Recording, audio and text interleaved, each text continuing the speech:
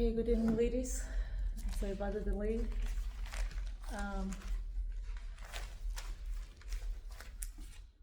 First and foremost, I'd like to thank Hakadosh Baruch Hu for allowing us to come in person and to do these classes in person. I never take this for granted, especially after COVID. I don't know if those of you who remember COVID, those days when you had to like sit behind the screens. And after that, I told myself the next time I'll come out and I'll speak in person, I have to thank Hashem for allowing us such a privilege. Also, I would like to thank Diana Mordechai. Thank you so much for making this happen. Thank you so much. I know a lot went into this. You've worked very hard, and it should be a source of bracha for you and your family and your kids with Hashem. Thank you. Thank you, ladies, for coming. I know it's not easy to come out on such a rainy day. So tonight, we'll talk about a very important and fundamental concept of youth. Youth. Young years.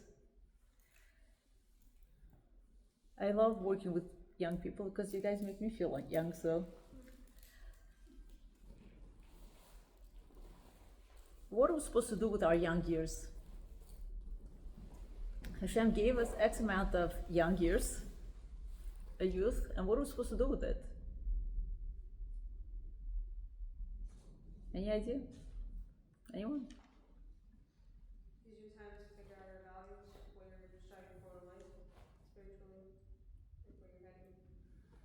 Okay, very good. Right, so we're going to discuss what should be the goal of young people. You're starting off your life. What's supposed to be my goal? Like, what am I supposed to go for? Like, what am I supposed to be thinking? What am I supposed to be choosing? Which direction do I go? And we're going to, B'ezrat Hashem, figure out how to be successful using those years. We're going to figure out at the end of the lecture, hopefully, how we can make use of our years, because they're not going to be with us forever. The advantages that young people have is that you're full of energy, good health, for the most part, good support system. You don't have any real creative responsibilities. You don't have to pay a mortgage, you don't have childcare. You're beautiful, you're young, energetic, and you have a lot of time on you. So why did Hashem do this? Why did He give us so much going for us? Like, what does He want us to do with everything that that we have? The energy, the looks, the vibrancy, the time, right? Like, what does He want us to do with all this? Let's turn to Tehillim Tzaddik, and look what it says there. It says, Ki elef shanim be'enecha, ki yom etmol, ki yavor. Even if a person lives for 1,000 years, it passes, it's going to seem like it was yesterday. Nobody lives to 1,000 years. But let's say if a person lived to 1,000 years, that even for that person, it's going to be like a fleeting moment. It's going to be really fast.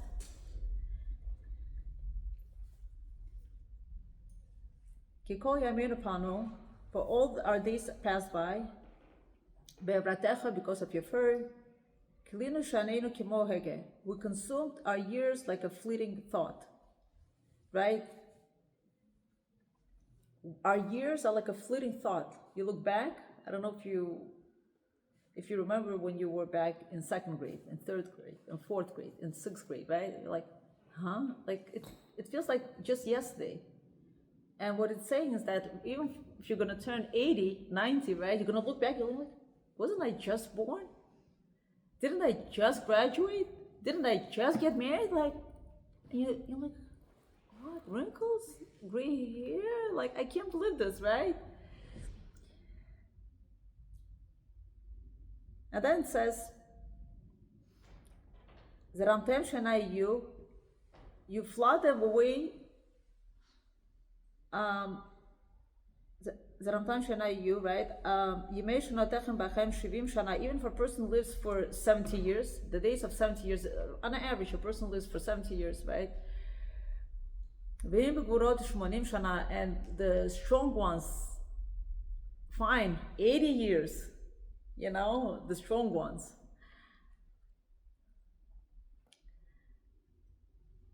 V'rachbam Amal Vaven, their part of success is but toil. Kigas hish vanaufa. Wow. And then it is cut swiftly. Right? It's cut. The time comes and just boom. It's cut swiftly. Person's years, time comes and they're just cut out of this life. And then what happens? Vanaufa, and they fly away. Who flies away? The neshama, the soul flies away. Where does it fly? It goes back to Shamayim. And what does it do in Shamayim? What does it do in heaven? What does it take with it? Everything he did, all the accomplishments, the mitzvah, the Torah, that's what the neshama is going to fly back with. So we're here like a tourist. We come here for X amount of years, and before you know it, it's like a fleeting thought.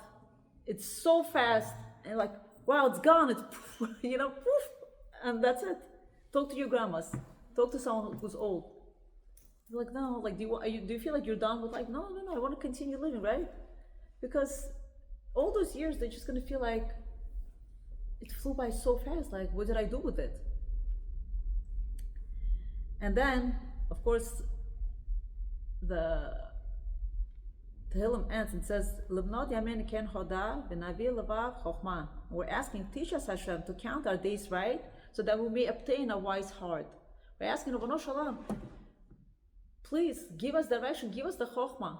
Give us what it takes to know what to do with my years. I don't want this to become a fleeting moment.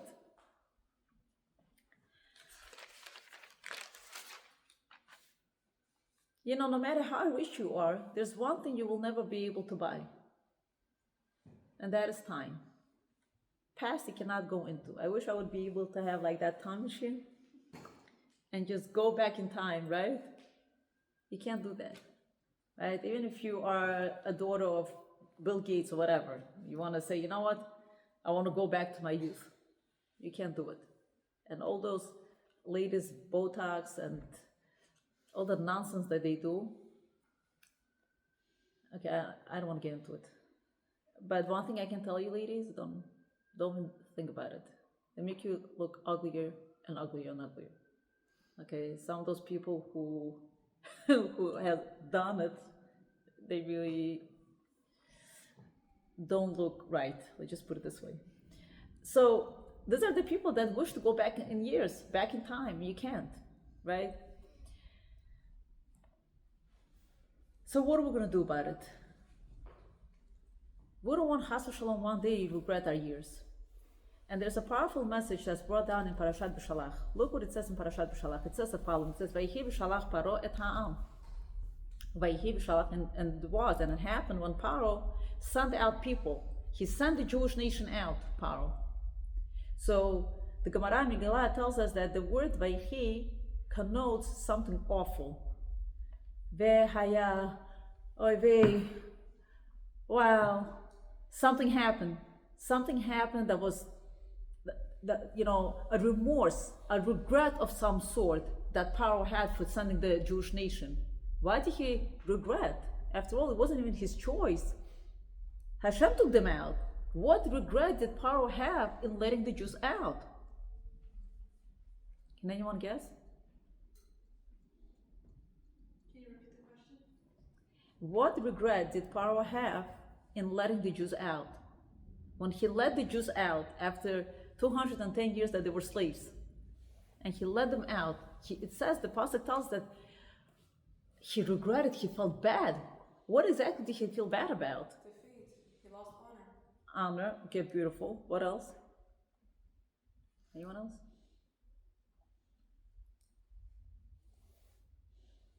No?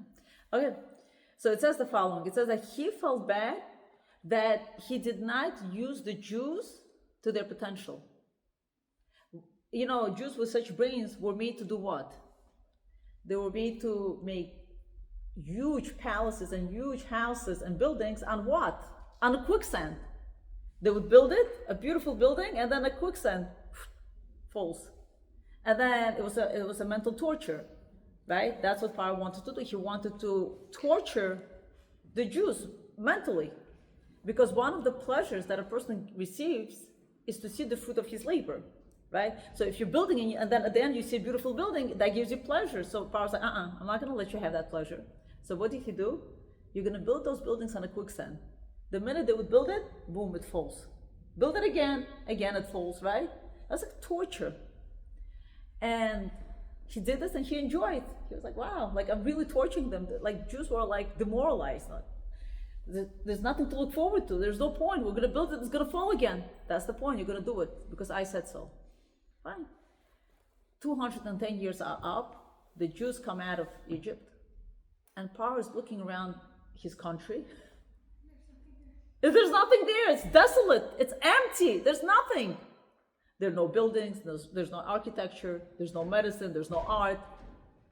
And he's like, oh my gosh, I'm such an idiot. What did I do with all those years, with all those brains? And all of a sudden he has like this moment of truth. And he's like, oh my gosh, I could actually have used the Jews to make real buildings, to build real skyscrapers, right? You go to Manhattan, imagine. Jews could have done that. The Jews could have built his medicine and agriculture and music and you name it. And what did he use the Jewish talent for? To build buildings on a quicksand. So when the time came to let the Jews go, he's like, oh my gosh, what did I do? What did I do? I wish I could take them back. I wish I could take those years back. I wish I could take those talents back, but now it's too late. Now it's too late. There was no going back. He had no choice but to sit and cry and regret. There's a powerful message here, ladies, that all of us, none of us want to end up in the same place like Pharaoh. We don't want Chas v'Shalom one day wake up and be like, wow, look, Hashem gave me this talent, and this girl is with music, and the other one is with singing, and the other one is with cooking, and the other one is with Bikur, whatever it is. And then one day when our time comes, we don't want to look back and be like, what? We're done? It's time to go? But where's my suitcase of mitzvot? What did I do? Like, where did all those precious years go? We don't want to find ourselves like that and regret like Pharaoh did. And it's a mashal of a guy who goes out and he comes across an old purse. An old purse. So he picks it up and he's like, you know what? It looks old, it looks rusty, like I have no use for it. So he gives a fellow passenger, he says, why don't you take it? He's like, I don't want this. It's like, no, take it. So the passenger takes it. He hesitated, he didn't want to take it, but now that he forced it on him, he took it. And he's like, if I already have it in my possession, let me check and see what's inside. He opens up and he's shocked.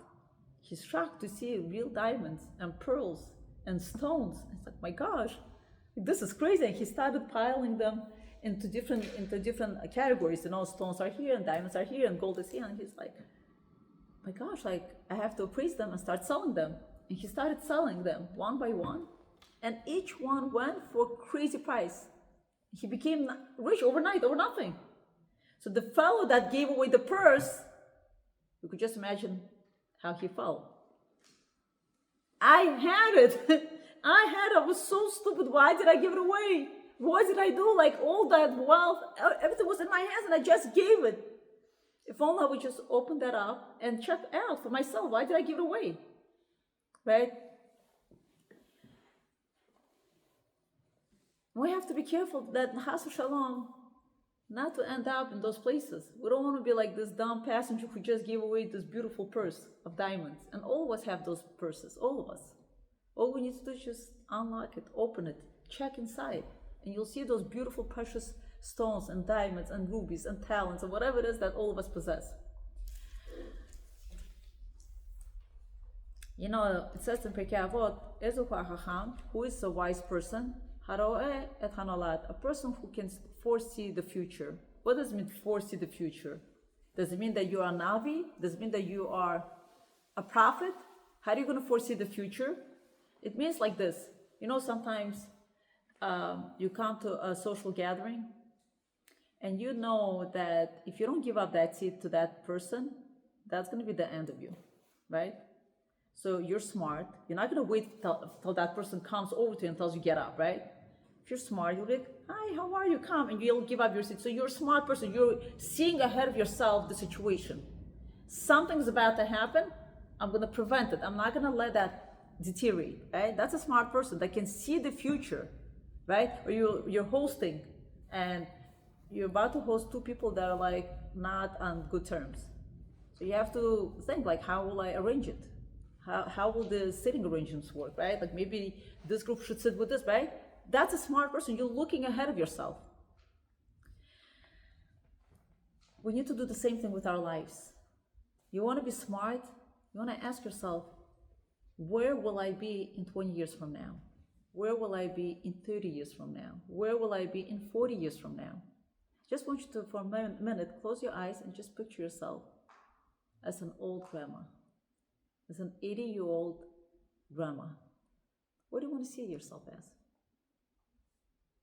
Hopefully you're seeing yourself married, surrounded with good kids, surrounded by good grandchildren, great-grandchildren, children that are learning Torah, girls that are modest, boys that are learning, right?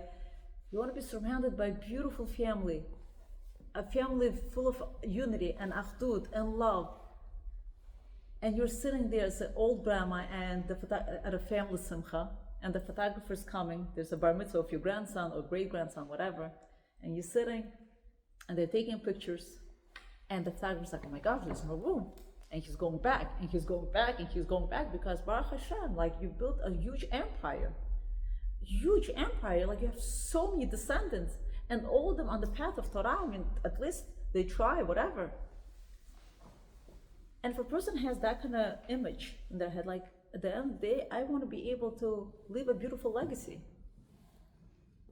Oh, so you being smart, right? You being smart, haroet hanalat, you're being smart, you're looking ahead of yourself. Look, my gosh, that's my goal, and how do I get there, right? And that's important, ladies, that we know that the time is fleeting. We know that we're not going to stay youthful forever. But now what do? I'm going to set a goal. I'm going to set a goal for success. And that's important, because without a goal, if you don't know what your end destination is, you'll never be able to get there. If you don't know, like, that you have to get to Brooklyn and you just get behind the wheels, you're going to keep driving and driving and driving without any goal, right? We don't want to end up like that. So what do? We set a goal and we work towards it. I remember when I was in college and I already knew that I wanted to become a PA, so I came in. Right away, I started taking classes towards my major. Believe it or not, I was done in 3.5 years. That's it, I was done. Why? Because I took all classes, summer classes, winter, no breaks. Like that was my goal. Like I knew what I wanted to do, right? And then I had other people who started off with me, and they were undecided. You know, those people undecided, and they just roam around the college and they don't know what to do with their lives. And what do you want to do? I don't know. What are you taking? I don't know. I'm still thinking, oh, I switched my major. And I'm done, and they're still in college. And they're still, taking money and loan to pay. And then at the end of the day, they barely make anything of themselves. Why? Because they never set a goal. First set a goal. What do I want from my life? What do I want to do? And that's important. That's important. While you're young, to set a goal, what do I want to do with my life? What do we all want to do? We all want to be successful. Now let's define the word success, ladies. What is success? Is success to become a career woman? Is it to become OT, PT, PA, doctor, lawyer? What's success? To build a beautiful home? With money that we don't have, to impress a few people we don't like? What's success? Can anyone define the word success? Who's considered to be a successful person? Being happy with what you have. Okay. Self-fulfillment. If you feel like you've done it. Beautiful. But what? Anything that was your goal. If your goal is to have a big family and you manage that. And if let's say the goal is to become a career woman and live with one dog and a cat. That's their success. That's their success? That's their success. So you see that the word success is very subjective if you ask people, right? If you ask people, you'll come over to every single person, you'll ask, how do you define success? He'll say, well, success is a person who made it in career. This one says success is a person who made it in business. This one's saying success is a person who has a family. In reality, what is considered successful? Who's considered to be a successful person? A person who accomplishes What? any goal. Any goal. Hashem's goal. Not his goal, no. Okay. Let's define the word success. Success is a successful person is a person that accomplishes what he was created for. His mission, you're saying? Yes. A successful person is a person who accomplishes that which he was created for. And that's a very important concept. What was I created for? When you accomplish your purpose in life, then you are considered to be successful. So, what are we supposed to accomplish in life? Anyone? Supposed to use our talents. The what? Use your talents to benefit the world and just really live your life in Hashem's way. And whatever weaknesses you have, you have to fix that. And also use Beautiful, that. wow. You had good teachers. Right? So, listen what Gra tells us. He says, Ikar hayot adam, the main purpose of a man's life, hu lechitchazek tamid v'shivirat hamidot, is to strengthen himself always to break his character traits, his bad character traits. A successful person, he says, is a person who goes against his own evil inclination. Wow. You know what it means? It means that a successful girl is a girl that wants to say Lashon Hara and says, I will not say it. I will work on my Shmirat HaLashon. She broke her need to become a gossiper. A successful person is a person who is by nature born to fight. There are people that are born to fight. There are people like that, and they say, "No, I'm not gonna use that talent for fight. I'll fight for Torah. I'll use that talent towards something else. I'm gonna break myself, even though I'm like fuming. But I will break myself, and I will go against my nature, and not do what I really want to do. That is the successful person." Right? A person who fights his anger, a person who fights boys, let's say. I'm not talking to boys, but a boy that says, I'm not going to look at the girls unless she's my wife, right? Wow, he's a successful person, right? A girl who says, you know what, I'm not going to dress the way I'm not supposed to. I'm going to abide by all the rules of tzniut, even though that skirt looks really good on me, even though I'm getting tons of compliments, but I will not go that way because it's wrong. That's not what Hashem wants, right? So when you do what you were meant to do, that's your success. That's what defines it. And what are we meant to do, all of us sitting here, including myself? That is to break our midot. That is to break our bad character traits.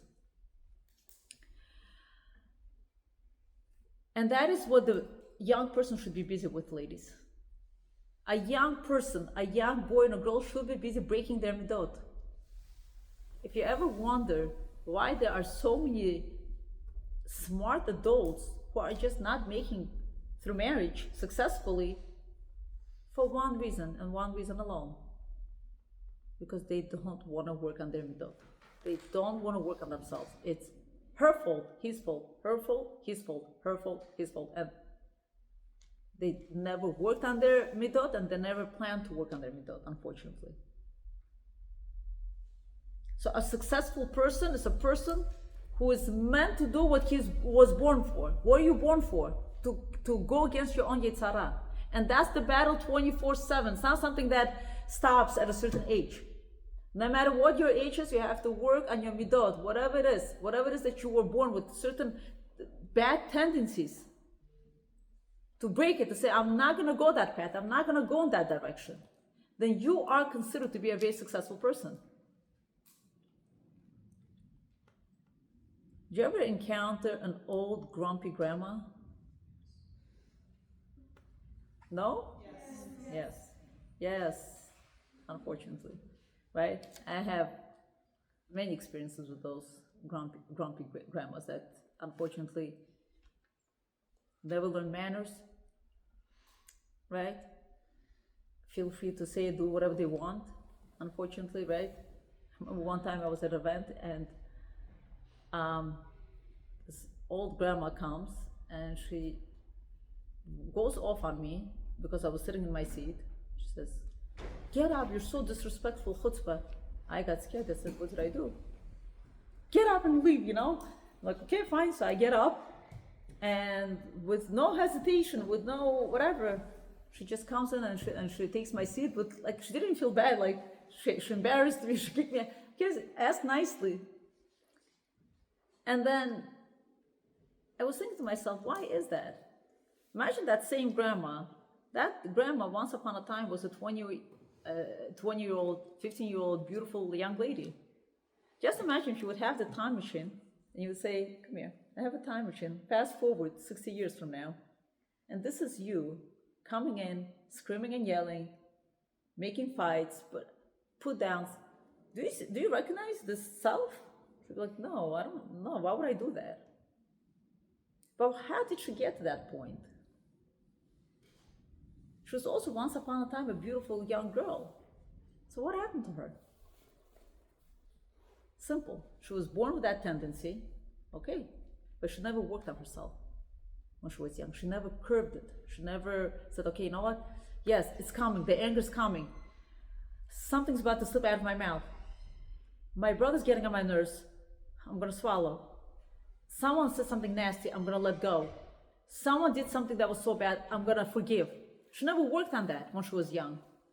And guess what happens? When they get old, all those negative traits, they just get worse and worse and worse with years. Nothing gets better. Why? Because she never worked on it when she was young. That's unfortunately, she's so grumpy and so down. Now, and then I don't know if you've ever encountered a bubbly grandma. You know those cute grandmas? They're like all smiles and they're so cute and they're so nice, right? And they're so giving and they're always baking something and they're like, "Just come, just eat," and they never criticize you and they're just like out there like a sunshine, right? And then you have, is this for us?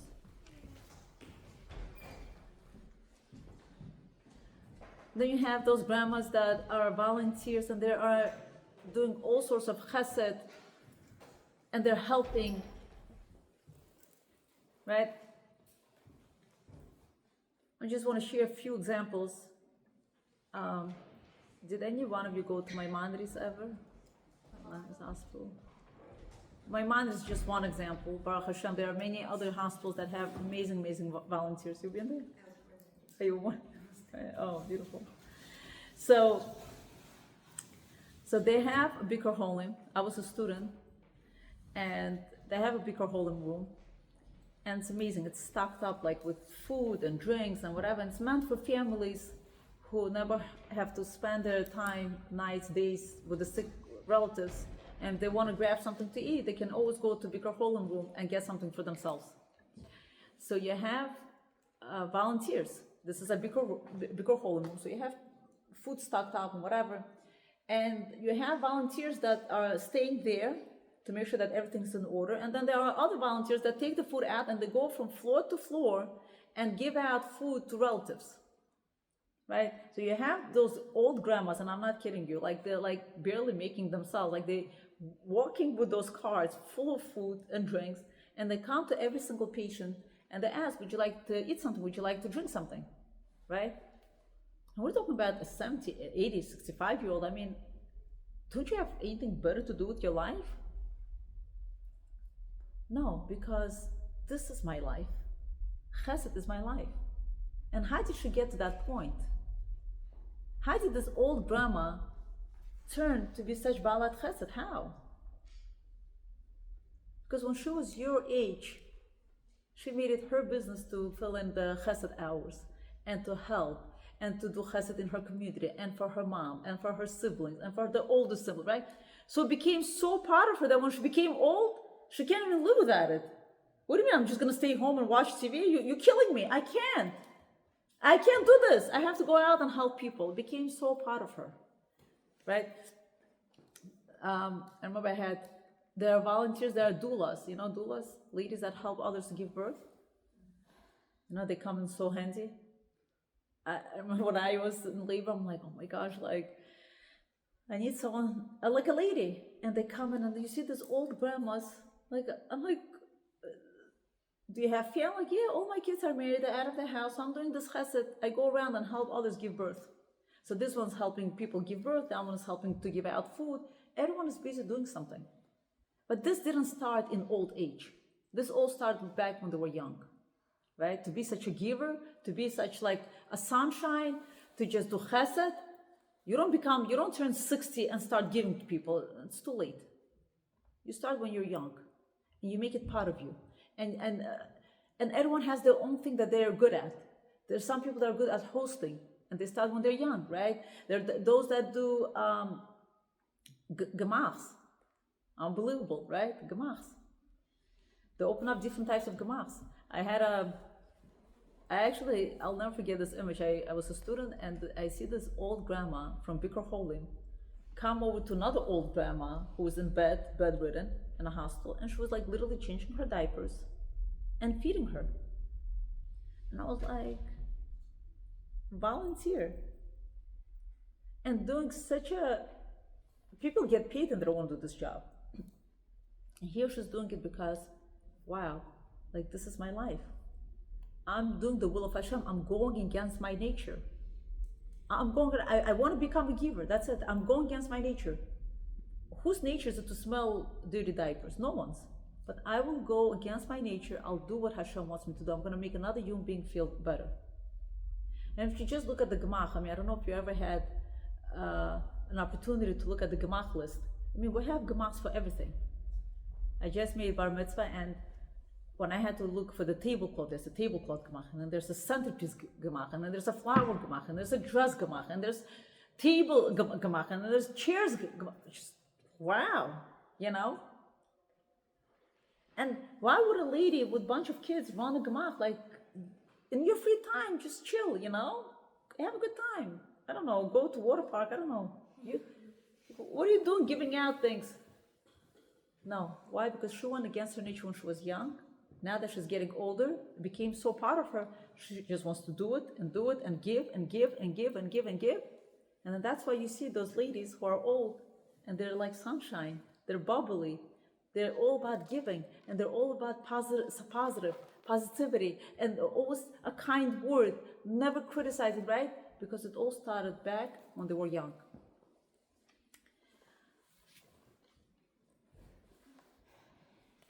There was a mom that came to a Rav, and she said she had her baby. She just had her baby, and she comes to a Rav and she says, "Rabbi, can you give me any advice on how to raise the child?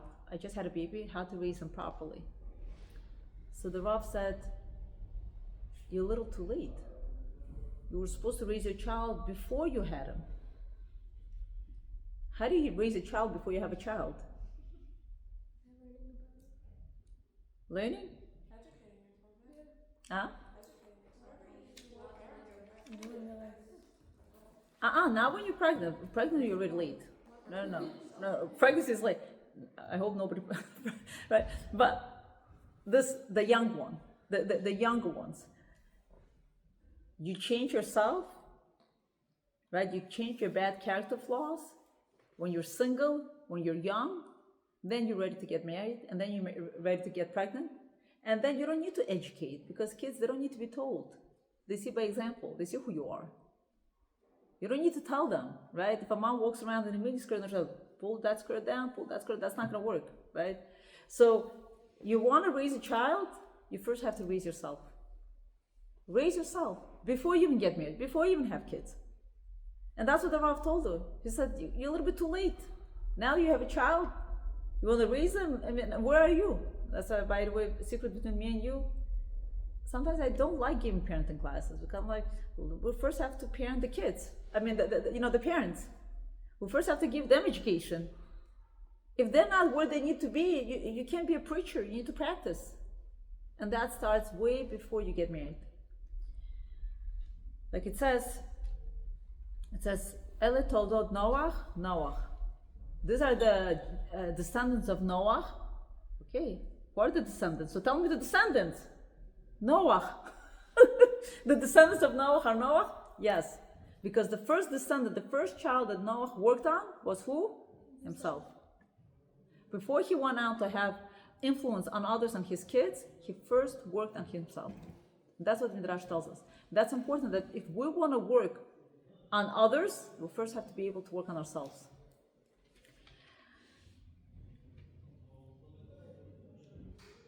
So how do we go about it? How do we go about changing our character flaws?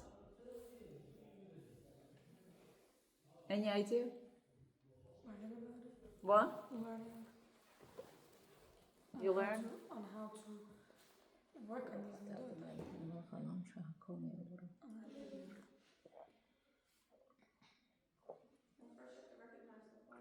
The what? Very good. To be honest with yourself. Good. To stop fighting with your siblings, maybe. To give in.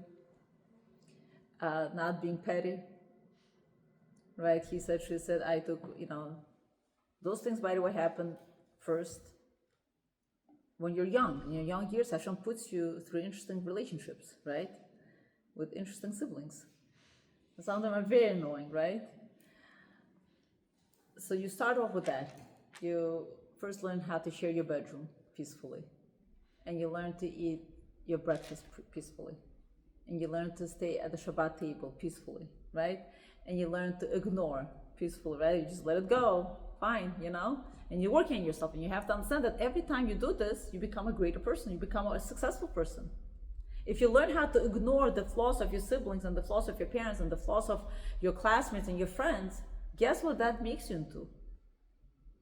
You're building yourself to be a very resilient wife, a very powerful mom. Because wow, I was able to overcome those challenges and I actually grew from it. Right? I didn't stoop to their level. I grew from it. I used them as an opportunity to build myself. Right? And that's what a smart person does. A smart girl will be like, oh, I have an annoying sister, so I will use her for self-growth. She's challenging me with my mouth. I want to answer back. I want to go crazy. But you know what? That's my challenge. I will actually work on myself on not losing my cool. I will work on myself to become a sharer. I'm going to share my things. And it's very painful. Sometimes your sibling gets a little bit more attention or money or gifts or whatever it is. And you know what that does? That makes you into a better wife in the long run. Because you know what? There will be times that your friends will get something better. And if you never worked on your jealousy when you were single, guess what it does? When you get married, you take that bad meter, you take that bad character flaw into your marriage and into raising your kids, and it just snowballs. And that's why, ladies, when you work on yourself, remember you become a successful person, and B'ezrat Hashem, a successful mom, and a successful wife, and hopefully B'ezrat Hashem, successful grandma, and great-grandma, many times over. Right? To become a successful grandma, it takes a successful teenager. You don't become a successful grandma if you were not working on yourself when you were young. So the first way to become successful in changing your midot, in changing your bad character flaws, that is asel harav, to make yourself a rav. To make yourself a rav. Every boy and a girl should have a rabbi or a rebbitzin that many years older than you, wiser than you, walk the life, know Torah, very knowledgeable, right? And to get guidance. Say I'm confused. How do I go about it? What do I do? To train yourself, you know what? I have direction in my life. I have a campus. I don't, I have GPS.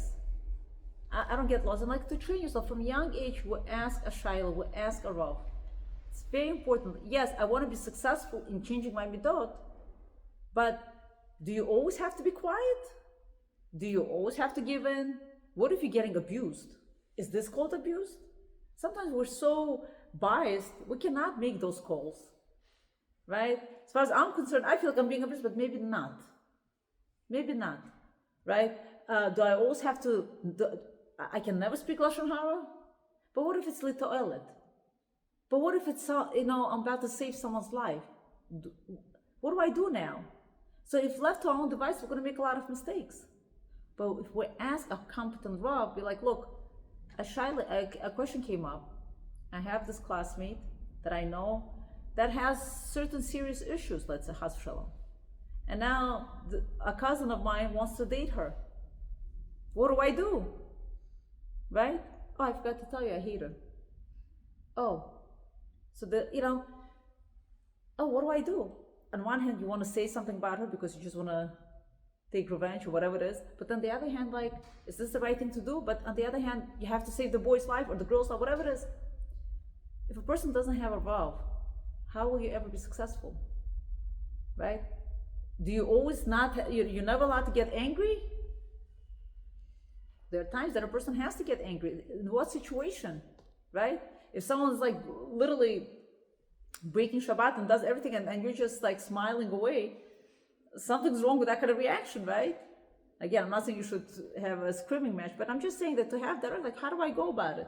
With a difficult relative, with a difficult partner, with a difficult classmate, a sibling, a parent, whatever it is. And that's what's important for us to make ourselves a Rav. It's interesting, unfortunately, when my mom was diagnosed with a terrible illness, so we were all lost. We didn't know what to do. Baruch Hashem, we're a bunch, and everyone had their own opinion on what needs to be done. Some of us said treatment, and others said no treatment, let her be. By the way, this class should be a zechut for her, as the Esabat Shukra B'ezrat Hashem, for complete recovery. And so I saw already that we siblings are getting into uneasy situation. Who calls the shots? An older brother, an older sister, a younger sister. Who calls the shot, And it's a major decision, like, what are we going to do about it? So I remember I said, you know what, this is going to look really, really ugly if I don't do something about it. So I said, we're going to get together and we're going to call a Rav. We're going to call a posek. We're going to explain to the Rav what her diagnosis is and what our dilemma is and what the doctors are saying. And then whatever the Rav says, we're going to do.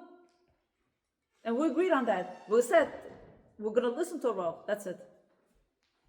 So the Rav told us to go ahead, to continue the treatments and whatever.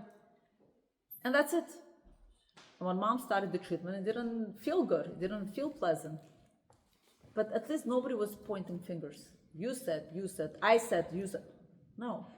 We asked the Rav. When you ask a Rav, it's like you're asking Hashem, because a rabbi is God's representative. So you want to know what God has to say in your situation, ask his representative, ask the rabbi. We asked, he told us what to do, great, we followed directions. No reason to feel guilty, no reason to point fingers. It's that easy, right? You want to be able to look back in your life and be like, I don't regret any one of my decisions.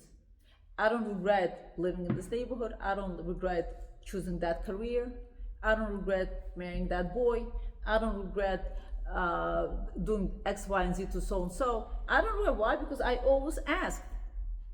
I asked and I got directions, right? And the Rav that knows you, knows your temperament, knows your talents, knows your weaknesses, knows your strength, will tell you, look, do X, Y, and Z in this situation. Don't do this. And when you have that kind of guidance, you'll be able to become a successful person. You'll achieve a lot in life, right? So making yourself a Rav it's very important. Second way in achieving our goal, and that is to pray. To pray. Rabbanu Shalom, please help me achieve what I need to achieve in this world. Don't let my young years go by without becoming a successful human being. What's a success again? When you work, you go against your bad character traits. He said, Rabbanu Shalom, you help me. And what is the segula? What is the best way to pray in your own words? But also if you say Perek Tzaddik, of Tehillim that talks about it, that I just read before, right? That says, the last line, it says, Limnot yamin ken choda v'navil levav chokhmah. Rabbeinu Shalom, give me the chokhmah, give me the wisdom to know how I should live my life. For that you need to pray, because we're being distracted in all directions. This one's telling you to become a professor. That one's telling you to become a lawyer. This one's telling you to live in the city. This one's telling you to live. What do I do? What do I do? Like, I'm so confused. Rabbeinu Shalom, tell me what my tafkid is. What am I meant to do in this world? What was I born to do while I'm young? I don't want to waste my years going for a profession that's not mine, marrying the wrong person, like doing stupid decisions. You be my guide. I'm praying, Rabbeinu Shalom, please send me the right rabbi, send me the right books, send me the right rebbitzin, send me the right school, send me the right mentors, the right seminary, whatever it is, so I can choose my path the right way, so I should become successful, right? And if a person has a certain midah that's bad, you know yourself. No one knows you better than you. You know what your issues are. If you're slow, you're lazy, you're angry, big mouth, whatever, all of us have issues, all of us. You know what your issues are, right? So, Baruch Hashem, please help me. Please help me to conquer that bad flaw, character flaw. Help me work on my anger. Help me become more resilient. Help me become more patient. Help me put more smile on my face, right? Whatever it is, you don't have, you're grumpy. That's something that we need to work on, right? Yeah. How is being, like, let's say someone's on a slower pace, how is that like a negative meter? Or like, It's not. someone's like on the not more accomplished, they're more the lazy or slower side. How is that? How's laziness bad? Like, how is that gonna affect their Avodah Hashem as being slow? Like, let's say they. Maybe not being a slow, maybe that's not the right word. I should have said if a person is lazy. Okay. No, like, if someone's just not. Right. I'm sorry, I used but if a person is lazy, that's not a good midah, because a person has so much potential. Like, can you hear that from me? Can you do this for me, right? Like, they just like, they could do it, but like they're not putting in. Put in your effort, you'll get done so many things, right? Wake up a little bit earlier. It's like 12 o'clock and you're still in pajamas, like walking around like, hello. If you would wake up at 7, do you know how many things you would get done? You would daven, you would eat, you would go out and help a mom with 20 kids, right? You would shop, you would clean the house for your mom. Like, there's so much to do. You would have accomplished so much in your day if you would have zirizut, if you would be with it, right? So if a girl suffers from laziness, which I think everyone suffers with laziness in 21st century in such a society, right? Because that's what's promoted, just like stay in your pajamas till 1, eat whatever you want, do whatever you want. Unfortunately, it rubs off on us. So a lady says, no, I'm going to fight that. I'm going to wake up and I'm going to be more accomplished, and I have X, Y, and Z to do, right? If you just take a look at all those accomplished girls who run so many gemachim and so many different organizations, and they do so much with their abilities, with their talents, you're like, wow. And how does that happen? Because they fought that nature called laziness, It's one of the things that to work on. And by the way, there are books that talk about how to fight your nature, which I'm going to discuss shortly. How to fight your negative traits. So I said, make yourself a rav. Praying is important, to actually pray, to say, Ribono Shel Olam, help me with my issues. Whatever your issue is, you have to ask Hashem for help, and you'll be shocked how much you get help. You'll be shocked. You'll be shocked. And Hashem says, anybody who wants to come close to me, I open up gates for you. Just have that desire. Just show me that you care, and I'll do everything for you. And all of a sudden, you'll be shocked. You'll be like, you bump into this rabbi, and you bump into this book, and like, wow, like so much help. Why? Because you took that first step. Hashem helps you. Third way to change your character flaws and to change your bad negative traits, that is to set up a daily learning session. To learn. Every day you should learn. Again, I'm not telling you to learn like boys. I'm not telling you to learn Gemara, but to learn. To learn something that ladies should be learning. There are books like Orchot Tzadikim, Misilat Yesharim, Shar Bitachon, right? You can learn Pirkei Avot. You can learn, like, all these things. They're so simple, so easy. In 5 minutes, Make a thing every day. I'm going to learn, not for hours, 5 minutes on your own, right? To learn and to learn. Tomer Devorah. Tomer Devorah, by the way, is the best antibiotic for your bad character flaws. It tells you how to break yourself. Unbelievable book. Unbelievable. By the way, it's a segula for anyone who's sick to get that book and to learn for Refuah Shlema. So there are so many books, but I chose to go with 2 books just because I don't have a way to bring more. So I brought these books. One is Positive Word Power. Helps us to think positive and talks about improper communication. And the other one is Positive Word Power, but this is for teens. Both are for $11. Those of you who are interested can purchase it. And it's already divided into daily learning. So you could just open up, do like literally 5 minutes either with yourself, but I always recommend that you do it with someone, with your sister, with your cousin, with a friend, with a mom, whatever. Or even make a learning session.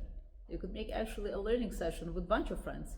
You know, my daughter, she actually has this for a number of years, that she learns with her friends every day. They get on the phone around 11 o'clock at night when they put their kids to sleep. That's the parents.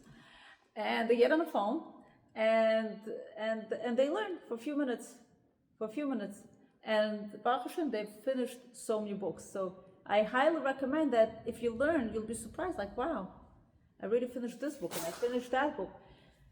And I'm a changed person. And now I'm ready to get married. And now I'm ready to have kids. And now I'm ready to become a mom and a wife, right? But you need to prepare yourself now while you're young, not wait till you get married. Many people, unfortunately, they have issues.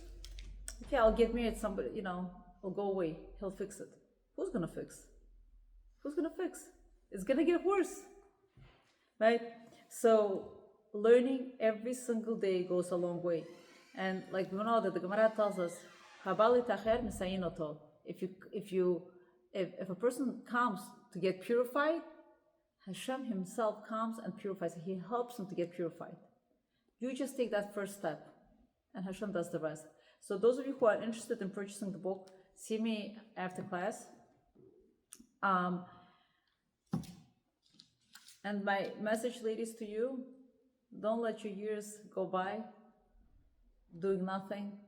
And the word success means I do what I was meant to do, whatever I was created with. What was I created for? To go against my negative character flaws.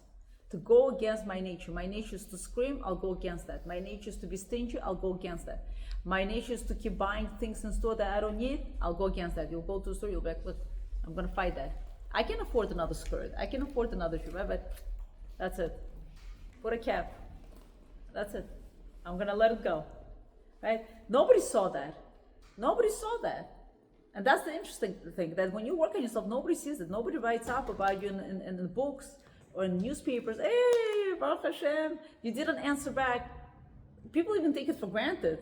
Like, yeah, you weren't supposed to answer back, right? You're like, do you understand? Like, I'm about to kill you. Like, I'm like holding this back. Like, yeah, you were supposed to do it. Like, people don't even realize. But it's not about that. It's not about people realizing. It's about you. It's about training yourself to race against yourself, to become a better you. And that's something that you need to work on yourself from young years. Like, I'm here to break my bad character traits. And I'm going to use everyone around me to accomplish that. I'm going to use my siblings to accomplish that, right? So next time someone pushes you over in the house, again, I have to be careful. We don't tolerate abuse. But I'm saying, the day-to-day, daily thing, she had more, she had less. It's not fair. Can I get a car, right? I'll be happy for my sister. Baruch Hashem, she got a car and I didn't. Baruch Hashem, she got this privilege and I didn't. My brother got this and I didn't, right? Or they got to sit at this corner of the table and I didn't. I'm gonna let it go. I'm actually gonna be happy for them. And that makes you into a better person. And that makes you into a better wife, future wife, a better mom. You won't need so many raising classes, how to raise kids. You won't need it. All these classes will be abolished. All the Shalom Bayit classes will be abolished. I'm telling you, you will never see a flyer flying with Shalom Bayit classes. You don't need it. Because every person learns on their own how to change themselves. You don't need Shalom Bayit classes. You don't need classes on parenting, because if all those people would work on themselves when they were young, they would not have so many crises.